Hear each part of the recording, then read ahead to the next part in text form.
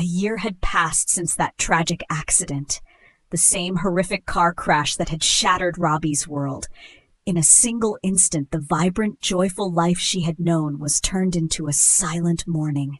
One day an old man said, "I know your husband dead. Do you want him bring back?" "Yes, it's possible," and he said, "You can still bring him back. Dead people can come back too." Before starting the video, if you like the video, subscribe the channel and press the like button. Let's start the video.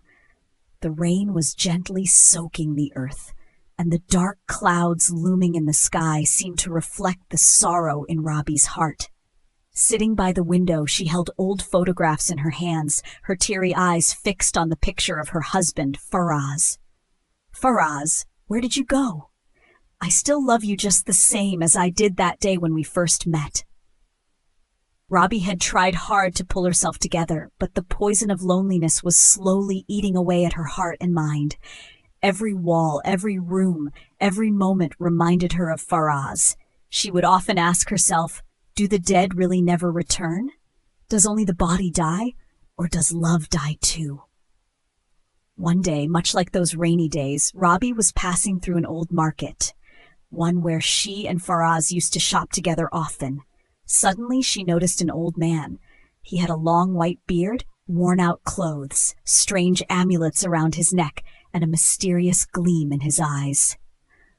The old man walked toward Robbie and for a moment stared deeply into her eyes. Robbie quickly looked away, but the old man softly said, "I know your pain, child. You want to bring him back, don't you?" Robbie was startled. What are you saying?" With a cryptic smile, the old man pulled a black card from his pocket and placed it in her hand. "If you truly want your beloved to return, come to this address. I can fulfill your every desire. But remember, everything comes at a price." With that, the old man disappeared from sight. Robbie kept the card in the bag. At that night, she was thinking, is that possible? Can Faraz come back? She was asking the questions with herself. Next day she went on the address. Baji Nagar, behind the graveyard near the Black Temple, the old man Mahendra Nath. When she reached on that location, the old man saw her and he said, "Love is very powerful, my child, and sometimes even death surrenders before it." Robbie's voice trembled as she spoke. "Can you really bring Faraz back?" The old man smiled, but there was something unsettling in his smile, as if he was hiding a secret. He said, "Yes, but you will have to offer a sacrifice." Robbie responded instantly, "I'm ready to give anything." The old man wrote her name on a black piece of paper and placed it in front of a burning candle. "You have chosen this path yourself. There is no turning back now. Tomorrow night, someone will knock on your door. It will be the one you called upon." Robbie's heart felt like it stopped. Robbie came back at home. Next day it was nighttime. The room was dimly lit by a single lamp, casting dancing shadows on the walls. Robbie kept glancing at the door, her heart beat out of control. The Tantric Baba's words echoed in her mind. "Tomorrow night, there will be a knock at your door." It was 12:30 a.m. Everything was silent suddenly. Someone knocked the door. Knock, knock. A faint knock on the door. A chill ran down Robbie's spine. She slowly walked toward the door, her heart pounding so loudly it felt like it would burst out of her chest. She placed her hand on the latch, held her breath, and opened the door. It was him. Faraz. The exact same face, the same smile, the same eyes, but his expression was oddly blank, as if all emotions had drained away. Tears welled up in Robbie's eyes. "Faraz, is this real?" Faraz softly said, "I've come back, Robbie, for you." Robbie embraced him tightly, years of sorrow flowing out as tears. But in that moment, she didn't notice the unnatural coldness of Faraz's body. It wasn't like a normal human's. It was icy like frozen snow. The next morning, Faraz sat silently by the window. He didn't eat breakfast, didn't respond to anything. There was emptiness in his eyes, as if nothing remained inside. Robbie asked, "Faraz, what's wrong? Are you okay?" Faraz quietly replied, "I don't like sunlight. I'm only comfortable in the dark." Robbie frowned in confusion. "But you used to love the sun." Faraz slowly turned his head, his eyes beginning to turn red. There used to be many things, Robbie. Now there's only me. A few days later, strange things began happening in the house. Every morning when Robbie woke up, she found raw meat in the fridge, torn apart as if clawed by some animal.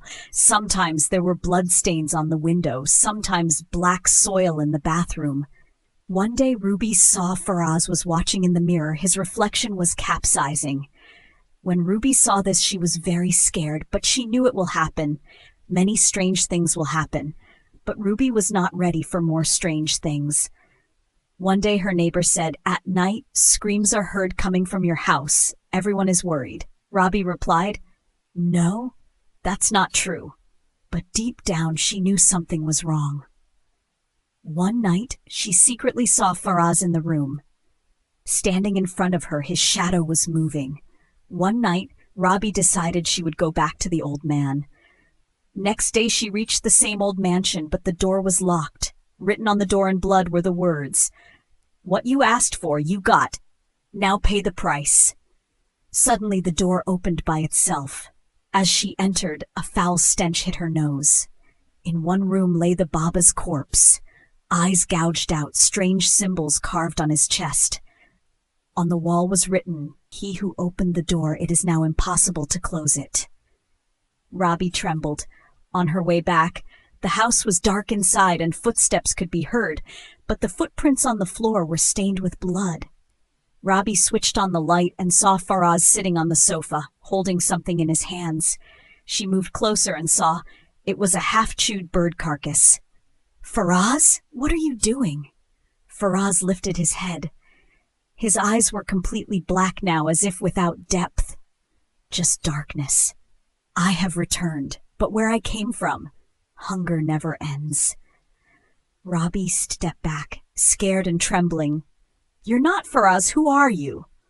Faraz laughed and said, "The love that called my soul gave place to the body, but someone else came in my place." That same night, Robbie took out a book she had stolen from the old man's room. There was a chapter that read, "When the dead are brought back by the power of love, the body of the closest one becomes a passage for that dark entity." Robbie understood she had not brought back Faraz, but someone else. And now something wearing her husband's face was living with her. Sleep had abandoned Robbie's eyes. The shadow hidden inside Faraz's being was now closer every moment. He lay on the bed, but muttered strange things in his sleep. Sometimes screams, sometimes laughter, and often he spoke in an unknown language, a language that sent chills down Robbie's spine. One night, when he came close to Robbie and tried to bite her neck, she became certain. This is not Faraz, this is something else. Robbie's last hope, the ancient scripture. After the old man's death, Robbie began studying the book stolen from his room. The book was titled The Quest for Black Magic. One chapter read, "Sometimes true love is so powerful that it opens the door to death itself, but shadows waiting beyond that door arrive first. There is only one way to send these shadows back, the sacrifice of the true soul." Tears welled up in Robbie's eyes. Will I have to lose Faraz's soul forever? But she was ready. If it meant peace for Faraz, she would do anything. Step by step towards the truth. Robbie discovered that the book mentioned another professor, David Matthew, who helps those traveling between life and death. He lived far from the city, near a remote village in the mountains. Without hesitation, Robbie packed her bag and set out on the journey. Along the way, many trees had black knots, talismans, and strange symbols hanging from them, as if warning there is no way back. At the foothills, there was a hut with black smoke rising outside. Robbie knocked. From inside came a weak but grave voice. "You are the one who called Faraz, aren't you?" Robbie was surprised. "How do you know?" Professor David opened the door. His eyes were closed, but all-knowing. Love is blind, and the one who brings the blind into darkness loses the most light. Robbie folded her hands and pleaded, "I want to be saved from that shadow. I want my Faraz back." Professor David poured water into a bowl and chanted a mantra. In the water, Faraz's current state appeared, pressed upside down against a wall, blood flowing from his eyes, tongue hanging out, and a strange glowing mark on his chest. "This mark is the gateway of evil," Professor explained. "This shadow came through the door you opened. There is only one way to push it back, to call the true soul of Faraz and free him from the shadow. But this will only happen if you pay the price with your own life." Robbie stayed silent, then said, "I am ready." Following Professor David's instructions, Robbie prepared a sacred fire ritual inside the house. There were flames at all four corners, Faraz's picture placed in the center, and a mantra written, then shouted loudly, "Faraz, if you can hear me, come back, I love you, endlessly." Suddenly the house shook like an earthquake, the bulbs exploded, glass shattered, and the doors slammed shut by themselves. Faraz, that shadow, entered inside. "You called me, and now you want to stop me?" Robbie closed her eyes and started chanting the mantra. The shadow screamed, turning into smoke that spread over the walls, but was immediately trapped inside the circle of fire. Then, a radiant figure appeared in the bowl of water, Faraz's true soul. Wrapped in light, with a peaceful face and eyes full of love, he looked at Robbie. "Robbie, you have freed me. I will never forget you." Tears streamed down Raz. "Are you leaving?" "Yes, but now in peace, because you brought me out of darkness." Faraz said, "I have gone from your life, and I cannot not come back, never, ever. You have to live your life without me. My love, my dear." The light shone, the shadow screamed, and in a moment, everything ended. The final moment, Robbie lost consciousness. When she opened her eyes, she was in a hospital. Nearby, a nurse was standing. "You're lucky to have survived all this time alone in such a state." Robbie whispered softly, "Is everything over now?" The nurse asked in surprise, "What do you mean?" Robbie smiled and closed her eyes.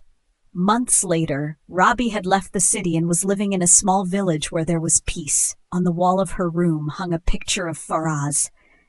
Every evening, she would light a lamp and say, "If love is true, it lives on even after death." But sometimes when the night was very quiet, she felt as if someone was standing at the door. And then, knock, knock. If you liked the video, press the like button and subscribe the channel.